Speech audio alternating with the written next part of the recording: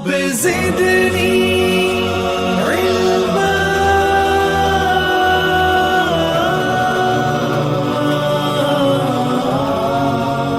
1959 میں تب کی جو حکومت تھی انہوں نے ایجوکیشن پر ایک کمیشن کانسٹیٹیوٹ کیا تھا اور اس کمیشن کی رپورٹ بھی پبلش ہوئی اور اس کو اس کمیشن کی سربراہی جو ہے وہ شریف حسین کر رہے تھے، تو اس لیے اس کو شریف کمیشن کے نام سے جانا جاتا ہے.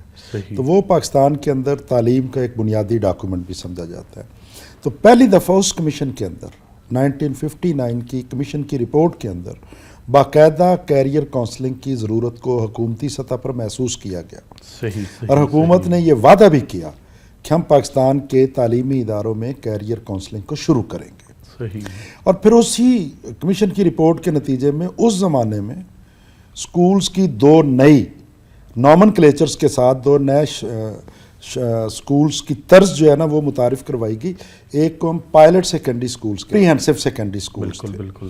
تو ان دونوں کے اندر باقاعدہ گائیڈنس اینڈ کونسلنگ کے لیے کونسلرز کی پوسٹیں بھی رکھی گئیں. اچھا. اور گورنمنٹ نے کہا کہ ہم اسکولوں کے اندر اور اپنے ہائی اسکولوں کے اندر کونسلر رکھیں گے. صحیح. اور اسی کے نتیجے میں جس ادارے میں آپ بیٹھے ہوئے ہیں ادارہ تعلیم و تحقیق میں 1960 میں اس ادارے کا قیام عمل میں لایا. اسی سلسلے کی ایک کڑی تھی اور اس میں باقاعدہ گائیڈنس اینڈ کونسلنگ کا ایریا متعارف کروایا گیا. ہر حکومتی پالیسی جو تعلیمی پالیسی بنتی ہے اس وقت تک کوئی 10 ڈاکومنٹس پاکستان کے بن چکے ہیں.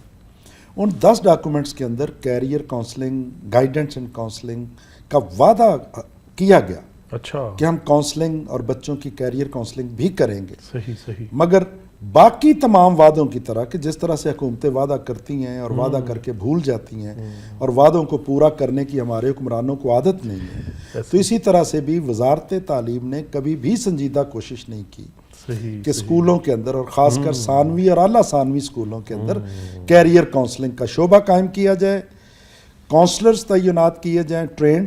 یہ کام عملاً ہو نہیں پایا. بالکل. مگر کاغذوں کی حد تک آپ کو یہ بات ملے گی.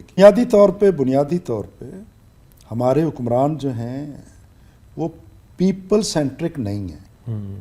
یعنی ان کو عوام کی محبت میں وہ حکومت نہیں کر رہے، وہ اپنی محبت میں حکومت کر رہے ہوتے ہیں. لیکن چونکہ عوامی ترجیحات ان کی ترجیح نہیں ہیں، تو یہ بنیادی وجہ ہے کہ ڈاکومنٹس کو خوشنما بنانے کے لیے، چونکہ یہ بھی ایک اور لطف کی بات ہے کہ ہمارے ہاں جب پالیسی سازی کی جاتی ہے یا حکومتی ڈاکومنٹ کو تیار کیا جاتا ہے تو ہم ترقی یافتہ ممالک کی جو پریکٹسز ہیں ان کو وہاں سے ادھار لیتے ہیں، ہم ان کو ریپلیکیٹ کرتے ہیں، ڈپلیکیٹ کرتے ہیں پاکستان کے اندر، یہ دکھانے کے لیے کہ ہمارا ڈاکومنٹ بڑا تگڑا ہے.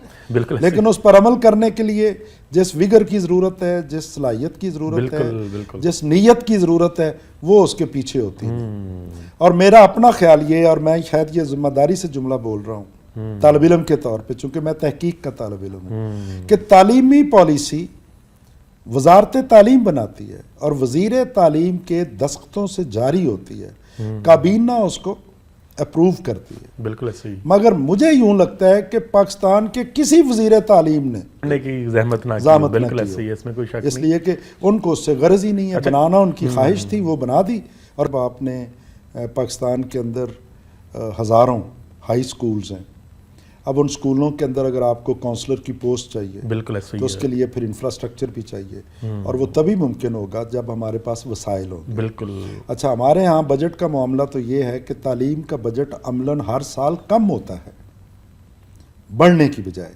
اور جو دنیا کا سٹینڈرڈ ہے یونیسکو سے لے کے UN تک، جو کہتے ہیں کہ کم از کم قوم اپنا 4% تو GDP کا خرچ کرے، بالکل صحیح. پاکستان جو ہے وہ 2% بھی خرچ نہیں کر پاتا.